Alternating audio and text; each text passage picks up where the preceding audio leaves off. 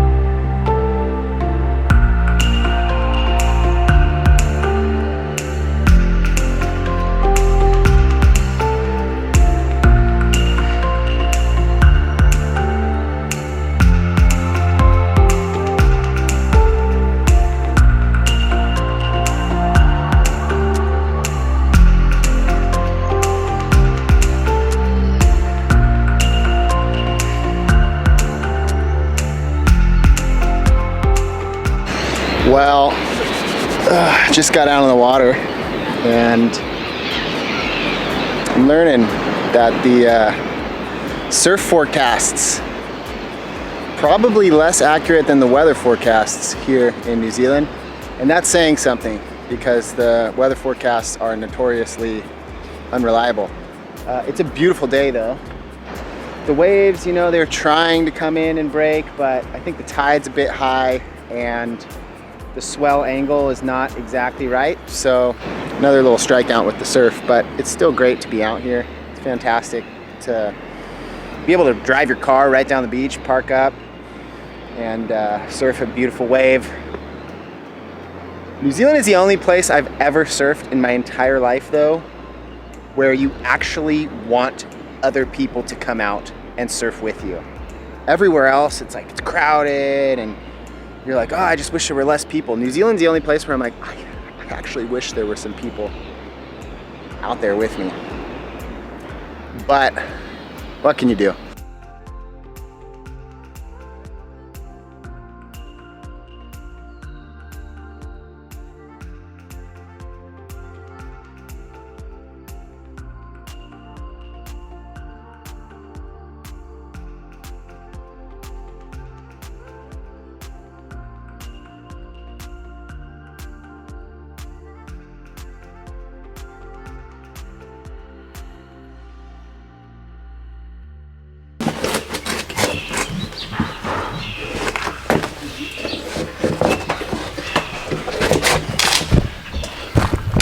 Friends, a very good morning to you all.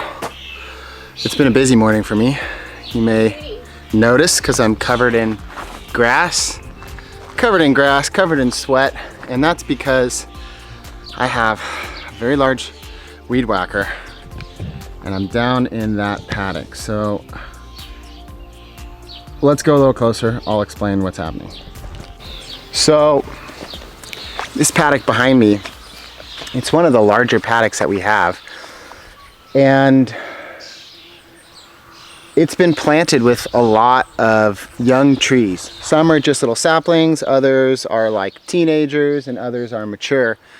And ideally, we'd love to be able to keep as many of these trees as possible, but this paddock being allowed to completely get overgrown is a huge fire risk. It also just looks super untidy, and it's underutilized land. We have the 5 rebels back, our neighbors' rams. I think further down the line we're probably going to get a flock of sheep of our own, starting with Wilson and growing from there. But sheep don't like eating long grass. I know that cattle do, but we're not necessarily ready or all that interested in having cattle of our own. Right now, the best thing I can do is get in here with this ultra heavy duty weed whacker. It's so big it requires a vest for support, and weed whack down the super tall grass, which may not look like much because I've been in here for, I want to say 5-6 hours yesterday and at least an hour this morning. Once the grass is cut down, we're going to move the 5 rebels from the far paddock through the orchard paddock and down into this lower paddock. And we're just gonna let nature play its course. There are a lot of mature trees here. The saplings, they're either gonna have to kind of adapt or, you know, c'est la vie. When I do go back later today though to return the weed whacker, I am gonna look into just getting some stakes, which I can, some of those metal rods, put those down in triangles and wrap some chicken wire or some wiring around them for certain trees that we do want to protect. Like there are some black walnut saplings in here that I definitely want to protect. I love walnuts, favorite nut. And further down the line, you know, 100 years from now, 50 years from now, whatever, walnut wood is one of the most expensive hardwoods on the market. So we want to protect those. This whole journey has just given me a profound respect for people who work with their hands, people who work the land, farmers, landscapers, gardeners. This stuff is hard. I don't know, I think in the States there's like this feeling of, you know, get a good job, then you can pay somebody to do that. And I think that there's serious growth through discomfort. I think that doing the thing that you don't want to do, and for me today that's weed whacking this paddock back to a manageable place. Doing the thing that you don't want to do is a catalyst for self-growth and evolution.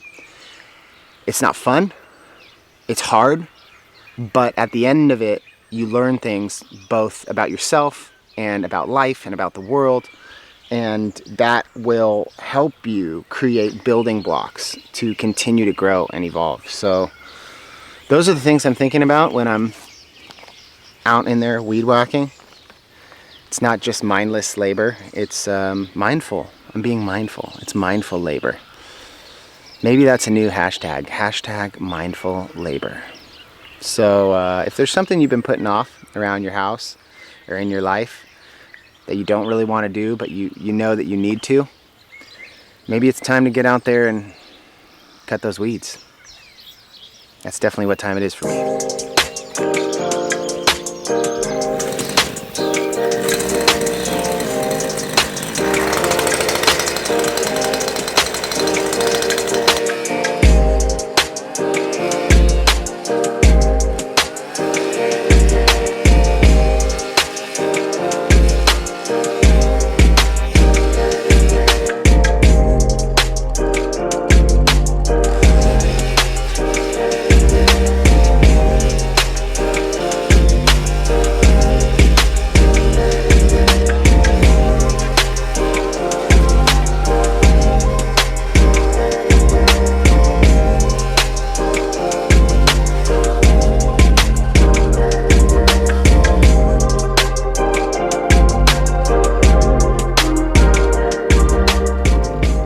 So I just finished up weed whacking and just dunked myself in a bucket of cold water collected from the roof, but there's something very cute which I think we should all see.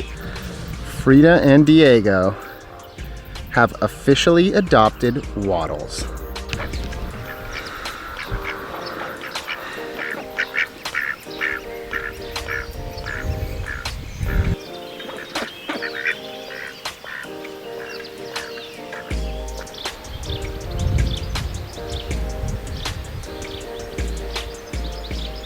today's challenge, afternoon challenge, because we mowed the paddock with the weed whacker.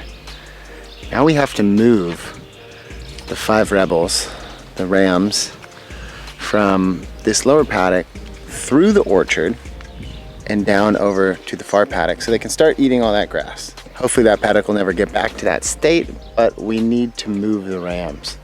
So I'm gonna harness all of my inner shepherd. I'm gonna imitate Jesus. I'm gonna let the hair down, have my big staff, try to shepherd those sheep through the orchard and into the recently whacked paddock. Let's see if we can do it. All right, dudes. Vacation's over. I'm gonna need all of you. Come on. Let's go. Come on. We're gonna move it. Yeah, we're gonna go. Come on. No. No, you're gonna go the other way. Other way. Go on. Other way. Can you guys move? Come. Come. Come in.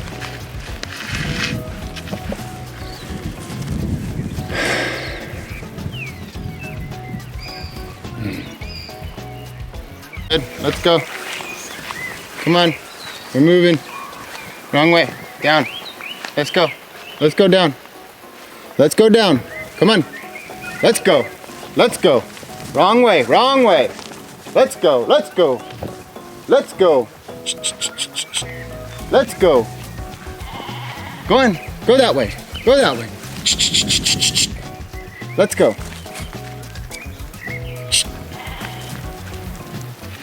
Shit. We need a sheepdog. No, no. In there. Go on. Get in. Get in. Get in. Good. Good. Okay, after much running around with 2 sticks and a little bit of tough talk, we managed to get him into the orchard. Now, don't want him really to be in here because these are trees that we really care about. We care about all trees, but we care about fruit trees a little bit more than others. And I just don't really want them to be snacking on any of our fruit trees.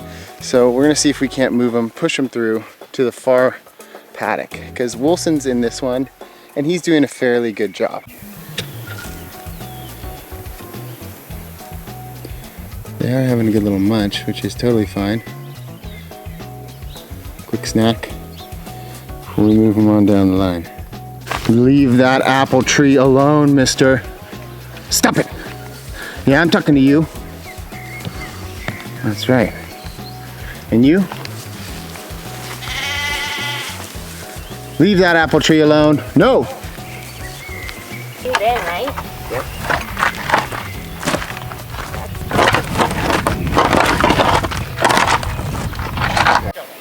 Come on. Move it. You. Let's go. I'm talking to you. Let's go. Move. Move. Come on. Let's go. Come on. Come on. And you. Let's go. Come on. You. Let's go. Move it. Move it. You're a little bit worried about me. You're fine, honey. Oh. Come on. I'm not gonna hurt you. I'll take you this way. Come on. Let's you go. don't want to come because I'm Move. here. Move. Oh. Come on. Yeah, he's snacking on his way. Go on. Let's go, you two. Let's go. Let's go. Let's go. Come on. Let's go. Good. Let's go. Let's go. Move it. Move it. Let's go. Let's go. Let's go. They went straight for all the buttercups. Edible flowers, you know, and tapu salad. This is good. They're gonna have a lot of work to do in there, but this is great. They seem pretty happy. And they've got a beautiful stream to go drink from. Yep. Good job. Good work. Good work, honey. Boom. Oh, I don't know what that was. I like it.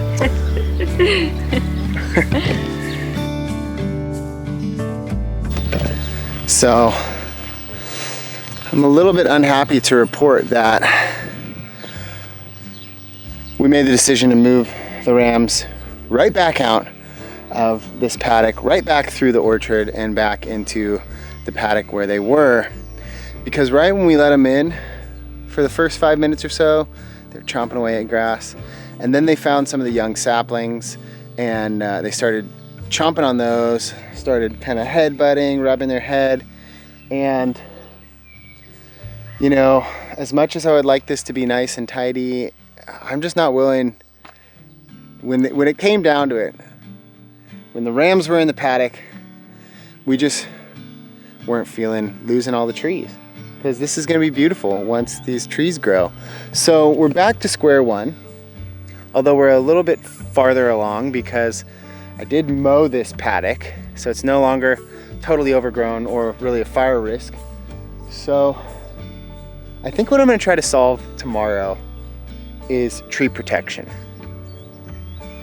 I know what I have to do, I just don't know where I can get the materials, because the local hardware shop where we go for everything, they don't have what I need to make the tree protection on the cheap. I've seen a couple of different options. I've seen some that are just like pallet wood boards, you know, kind of joined together in a triangle. It doesn't look great though. It's a little bit of an eyesore. The other style that I've seen are these like big metal, essentially rods in a triangle with like a chicken wire around it. That looks a little bit better. I don't know, but I've done enough today, so good night. We'll see you tomorrow and we'll try to solve this problem.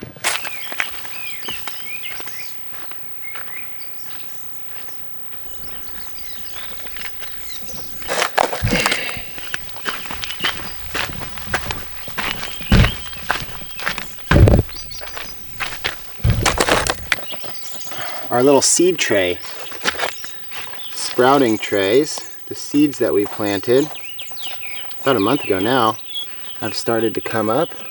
So let's just give it a shot. It's like half of garden work, half of growing things is trying to grow things. So there we go. There's that little tomato, and it is in the garden. It's really that simple.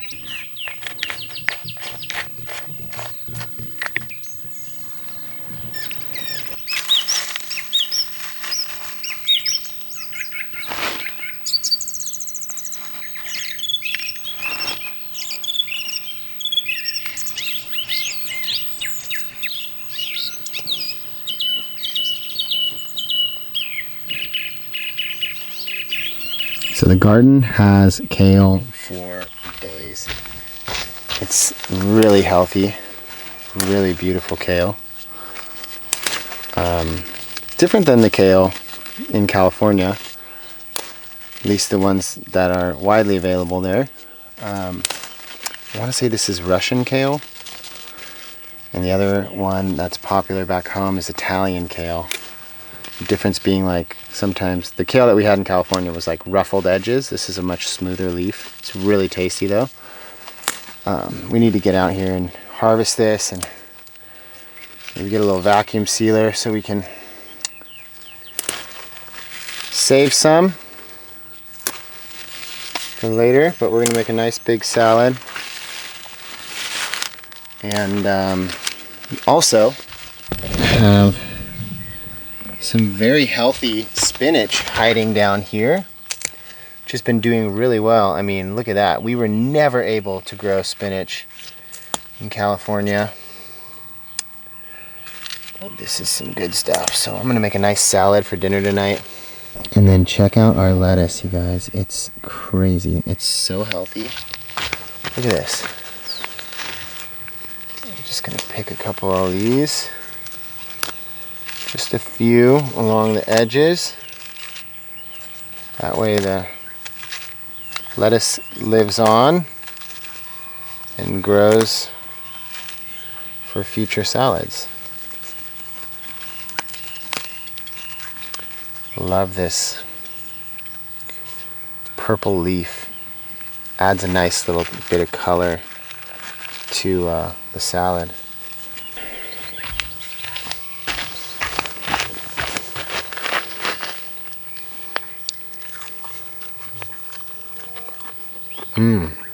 That's good.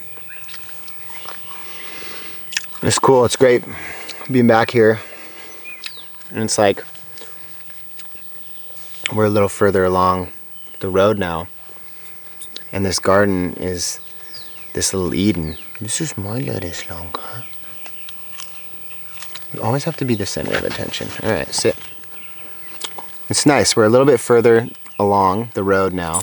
And you know, this garden that we spent a lot of time working on early on in our move here, it's starting to bear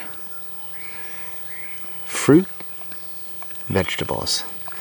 Yeah, we're starting to harvest stuff, especially this kale is insane, but the lettuce that we planted and some of the other stuff that we planted, a lot of the herbs are starting to come in, and it's a great feeling. You just come in the backyard and, you know, pick a couple of veggies and make a fresh salad.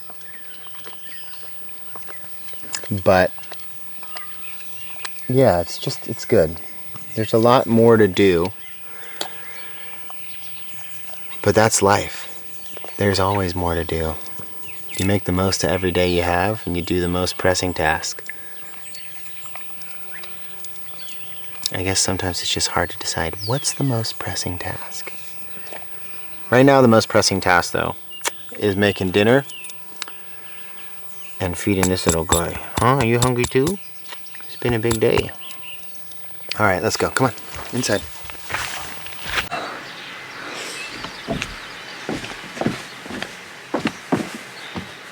Good morning, friends. So, we've made a little bit of progress. Yesterday, I was Googling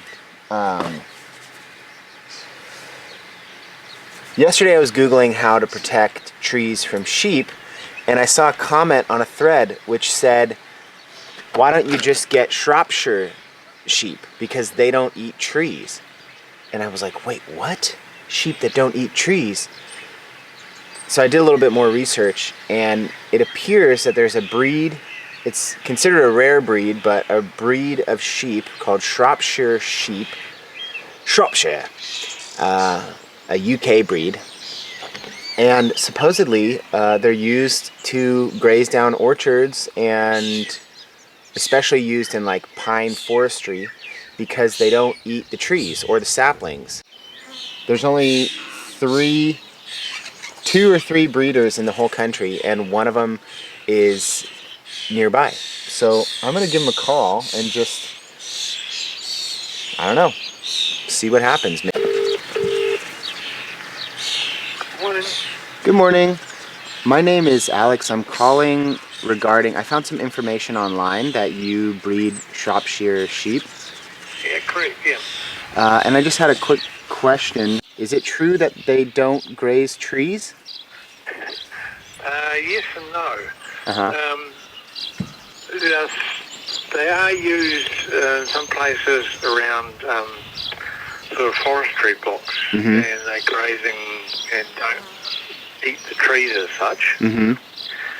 But if they graze too hard on the block, in fact, you know, once grass starts running out, they will attack the trees. So it's not foolproof by any means. But conifers, I don't think, would appeal to them taste-wise. Yeah. And some of the cider apple orchards, they graze the sheep Shropshires under them, but again, I think they'd be slightly maturer trees. Yeah. Not just very young ones. So I wouldn't like to say they wouldn't eat your trees. Yeah. If they ran out of food or something like that. But Okay, great. Well, thanks for the tips, and hopefully we'll meet you guys soon. No problem. Okay, have a See you great day. later. Bye. Bye. Good.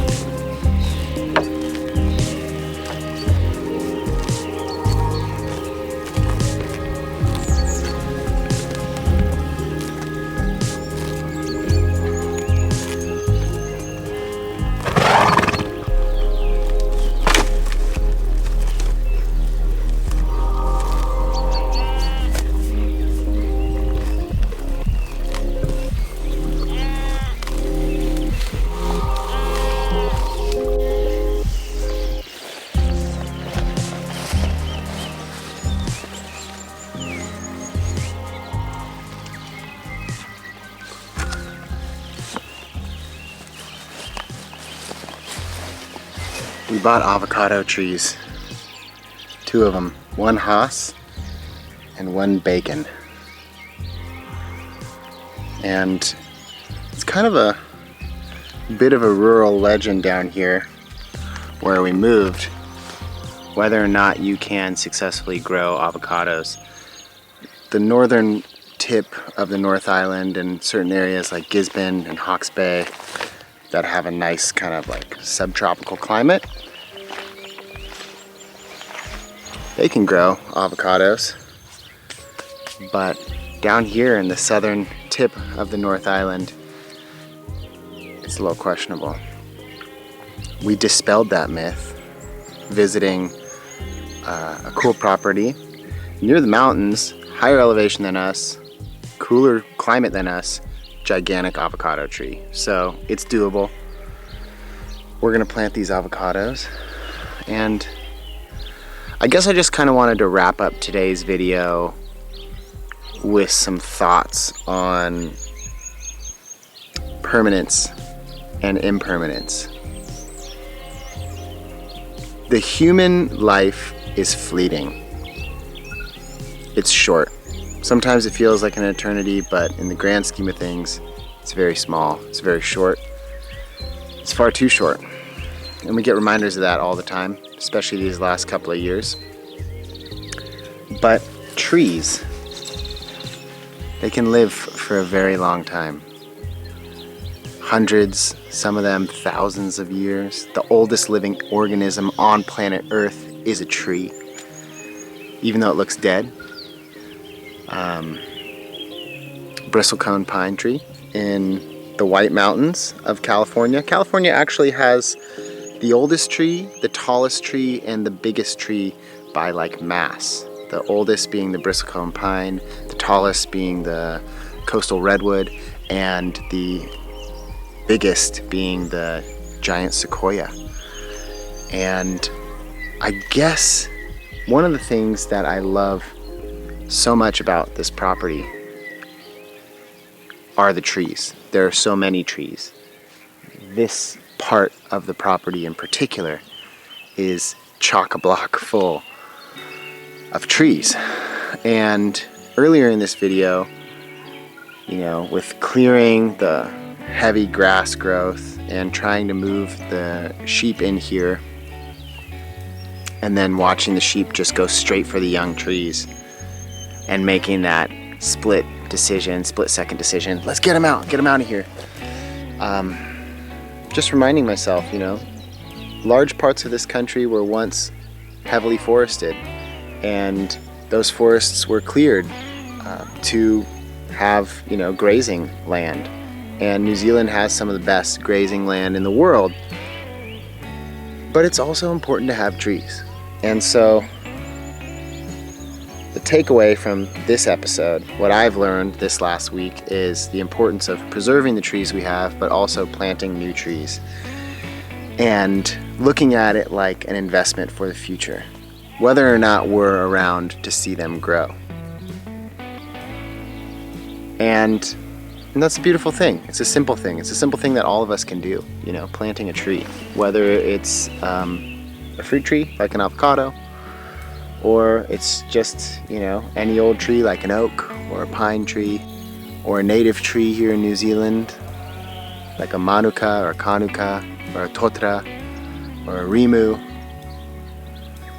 It's just important to plant trees. So I'm going to end this episode by planting a tree. Frida, Diego, and Waddles are now a squad, duck squad, the Mighty Ducks, we could say. So here they are. Look at them all coming right up. Hi, ducky.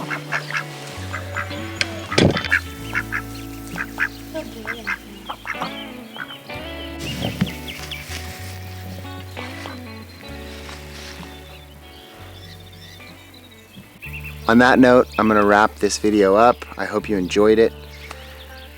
Stay tuned for next week. More exciting updates. Lots of big projects that we're about to undertake.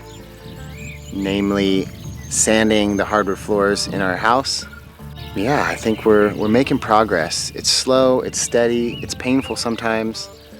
but we've got big moves coming up soon, and hopefully once we get these next couple of chess moves done, the house will be in a really great place, and we'll be able to take a big breather and truly, you know, enjoy just being for a bit instead of just kind of being on the grind of project to project to project. So hope you enjoyed the video. If you did, you know what to do. Thumbs up, comment down there in the comment section. Let's get the conversation going. And if you're not already, please make sure you're subscribed to my channel with notifications enabled so you don't miss out on any of these weekly videos.